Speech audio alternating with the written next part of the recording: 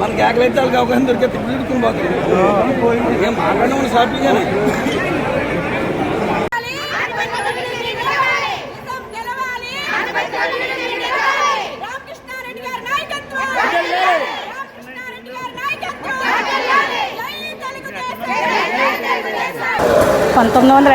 నుంచి కూడా తెలుగుదేశం పార్టీ స్థాపించినప్పటి నుంచి కూడా మూలారెడ్డి గారి కుటుంబం ఆయన చనిపోయే వరకు తెలుగుదేశం పార్టీ జెండా ఉంది. ఇప్పుడు మా రామకృష్ణారెడ్డి గారు ఆయన తనయుడుగా ఆయన రక్తం పంచిన పుట్టిన బిడ్డగా ఈరోజు కార్యకర్తలు కాపాడుకుంటూ తెలుగుదేశం పార్టీ ఏంటో విలువలతో కూడిన పార్టీ అంటే ఎలా ఉంటుందో, కార్యకర్తలు ఎంత క్రమశిక్షణతో పనిచేస్తారన్నది ప్రతి ఒక్కరికి తెలుసు.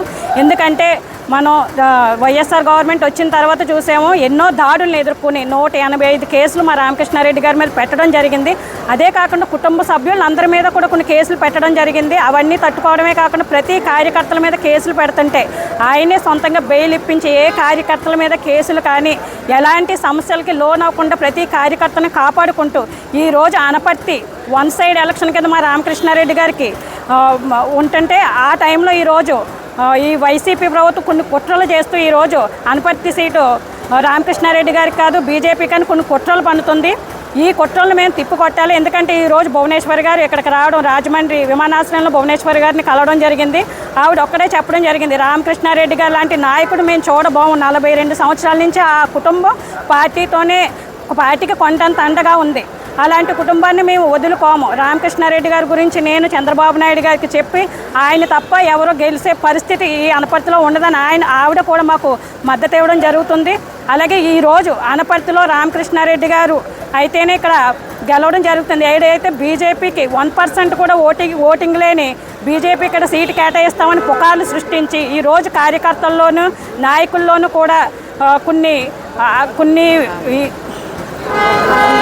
ఆందోళన కల్పించడం, అలాగే వాళ్ళని నిరుత్సాహపరచడం గురించి కార్యకర్తలందరూ మనమందరూ ఒకటే గమనించాలి. మన రామకృష్ణారెడ్డి గారిని కాదని ఈ ఎమ్మెల్యే సీటు ఎవరికి వెళ్దో మన కార్యకర్తల్లో నిరుత్సాహాన్ని పెంచడం, మనల్ని మానసికంగా ఆందోళనకు గురి చేయాలనే ఉద్దేశంతో ఈరోజు వైసీపీ అలాగే కొన్ని కుట్రలు పన్నుతుంది. ఈ కుట్రలన్నీ మనం తిప్పికొట్టాలి. మనకు భువనేశ్వరి గారు హామీ ఇవ్వడం జరిగింది. అలాగే చంద్రబాబు నాయుడు గారు కూడా మన రామకృష్ణారెడ్డి గారితో మాట్లాడడం అది జరుగుతుంది. మన రామకృష్ణారెడ్డి గారు అయితేనే ఇక్కడ తెలుగుదేశం ప్రభుత్వం మా రామకృష్ణారెడ్డి గారు ఇంట్లో కూర్చున్నా కూడా మేము గెలిపించి ఈరోజు చంద్రబాబు నాయుడు గారికి ఏదైతే సెంటిమెంట్ ఉందో అనపర్తిలో రామకృష్ణారెడ్డి గారు అనపర్తి నియోజకవర్గం గెలిస్తే ఈరోజు స్టేట్ అంతా కూడా తెలుగుదేశం వస్తుందని ఏ సెంటిమెంట్తో ఉందో అదే సెంటిమెంట్తో మేము ముందుకు తీసుకెళ్తూ మా రామకృష్ణారెడ్డి గారికి సీట్ ఇచ్చినట్లయితే సీట్ ఇస్తేనే ఈరోజు మనకి సీఎంగా చంద్రబాబు నాయుడు గారు ఉంటారు. అఖండ మెజారిటీతో మేము కార్యకర్తలందరూ కూడా ఇంకా రెట్టింపు ఉత్సాహంతో కూడా మేము అందరం ముందుకెళ్తూ ఆయన్ని గెలిపించుకుని మీకు సీఎం పదవికి మేము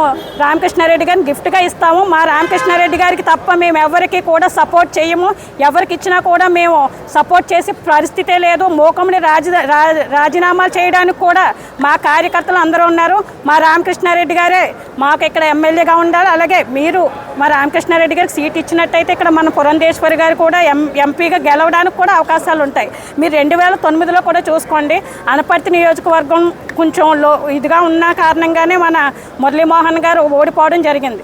అలాంటి అనపర్తి నియోజకవర్గం ఈరోజు తెలుగుదేశానికి అడ్డగా ఈరోజు మా రామకృష్ణారెడ్డి గారు తయారు చేయడం జరిగింది. ప్రతి ఇంట్లో ఒక మనిషిగా మా రామకృష్ణారెడ్డి గారు ఉండడం జరిగింది.